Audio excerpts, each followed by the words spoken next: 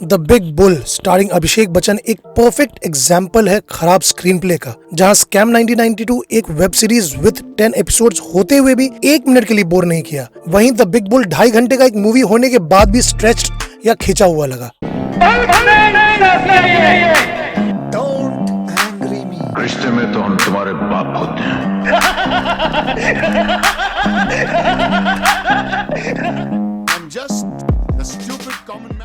आप अगर ये रिव्यू देख रहे हैं तो आई एम श्योर कि आपको सिर्फ ये जानना है कि स्कैम 1992 के कंपैरिजन में द बिग बुल कैसा है। तो आपका टाइम अभी ही सेव कर देता हूँ। द बिग बुल स्कैम 1992 के सामने एक स्कैम है, एक ढोंग है, एक फेक प्रोडक्ट है।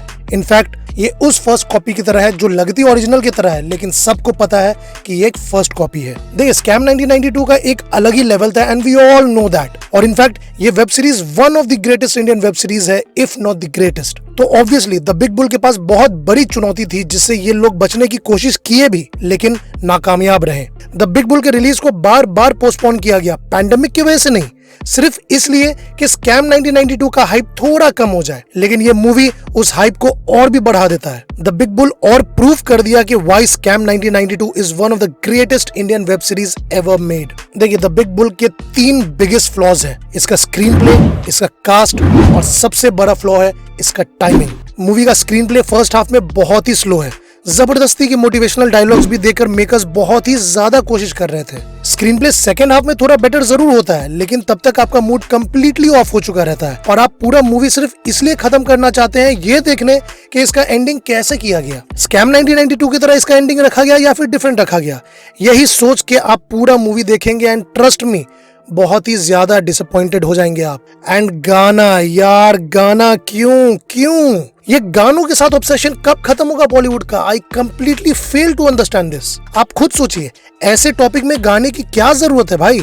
मतलब बैकग्राउंड में गाना ठीक है, लेकिन फुल फ्लेजेड रोमांटिक गाना देने की क्या जरूरत है? स्कैम 1992 में भी गाना था, लेकिन बैकग्राउंड में, और क्या गाना था यार वो। आप गाना जब डाल ही रहे हो तो आप ऐसा डालो कि ऑडियंस उसको याद रखे। एक तो आप ऐसे टॉपिक में गाना डाल रहे हो, ऊपर से ऐसा गाना जिससे लोग पसंद ही नहीं कर रहे हैं, तो क्या फायदा? एंड डायलॉग्स, ओ भाई डायलॉग्स, जहां स्कैम 1992 में एक पे एक आइकॉनिक डायलॉग्स थे, लाइक रिस्क है तो इश्क है, या फिर देखो मैं सिगरेट नहीं पीता लेकिन जेब में हमेशा लाइटर जरूर रखता हूँ धमाका करने के लिए।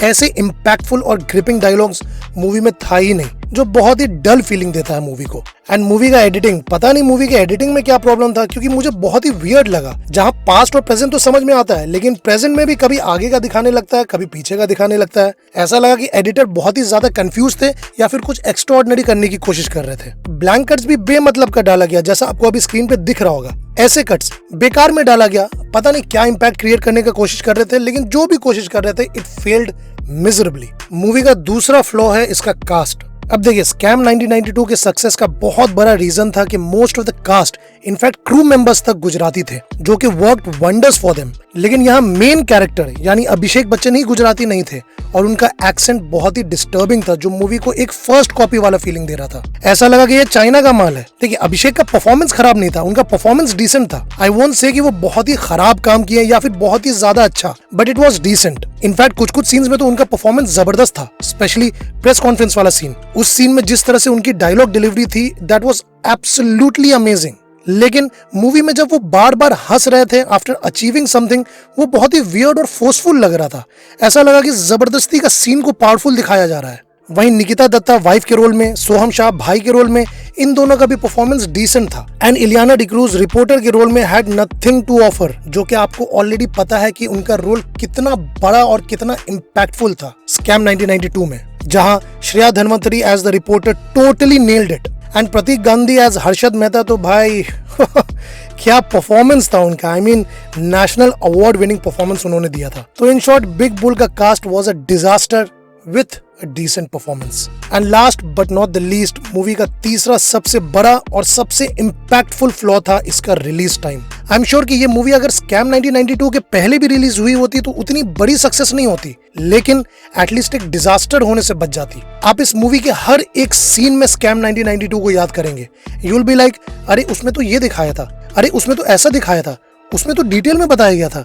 ये सब आपके दिमाग में कंटिन्यूसली चलता रहेगा, वो भी एंड तक, क्लाइमैक्स तक में आपके दिमाग में यही चलता रहेगा कि यार स्कैम 1992 में तो ऐसा दिखाया था। तो ये कंपैरिजन किसी भी मूवी के लिए एक नाइटमेयर की तरह है जब आपके सामने इतनी बड़ी चुनौती हो। And the big bull fails miserably over here also. यहाँ तक स्कैम 1992 का बैकग्राउंड स्कोर कितना एपिक है ये आप सब जानते हैं, लेकिन कंपैरेटिवली द बिग बुल का बीजीएम उतना इम्पैक्ट क्रिएट नहीं कर पाया। कैरी मिनाटी का यलगार वाला साउंड ट्रैक को बीजीएम में यूज किया गया, जो नो डाउट अच्छा तो है, जो थोड़ा जोश जरूर भर देता है कुछ कुछ सीन्स में, लेकिन उतना बड़ा इम्पैक्ट क्रिएट नहीं कर पाता है जो स्कैम 1992 के बीजीएम में था। In fact trust me, the big bull खत्म करने के बाद मैं स्कैम 1992 का ट्रेलर फिर से देखा और जैसे ही वो साउंड ट्रैक बजा, लिटरली आई हैड गूज़बम्प्स। आप भी ट्राई कर सकते हैं, ट्रस्ट मी, गूज़बम्प्स जरूर आएंगे। तो गाइस कंक्लूजन एकदम सिंपल है, द बिग बुल आपको अच्छा लगे या बुरा, लेकिन इसको देखने के बाद स्कैम 1992 के लिए आपकी इज्जत और बढ़ जाएगी। द बिग बुल में फेक कैरेक्टर नेम्स दिया गया, जैसे हर्षद मेहता हो गया Hemant Shah, fake bank names दिया गया, जैसे SBI बन गया NBI। तो ये फेक कैरेक्टर नेम्स और फेक बैंक नेम्स के साथ ये मूवी एक फर्स्ट कॉपी की तरह लगती है। और अगर आपको ओरिजिनल चीजें पसंद है तो जाकर स्कैम 1992 देखिए। और जाते जाते मुझे कमेंट सेक्शन में जरूर बता दीजिएगा कि आप मेरे इस रिव्यू से अग्री करते हैं कि नहीं। एंड और भी मेरे लेटेस्ट मूवी रिव्यूज देखने के लिए चैनल को सब्सक्राइब करके बेल आइकन दबाना मत भूलिएगा। तब तक के लिए मिलते हैं आपसे इंस्टा, फेसबुक एंड ट्विटर में या फिर मेरे नेक्स्ट रिव्यू में। Thank you guys for watching.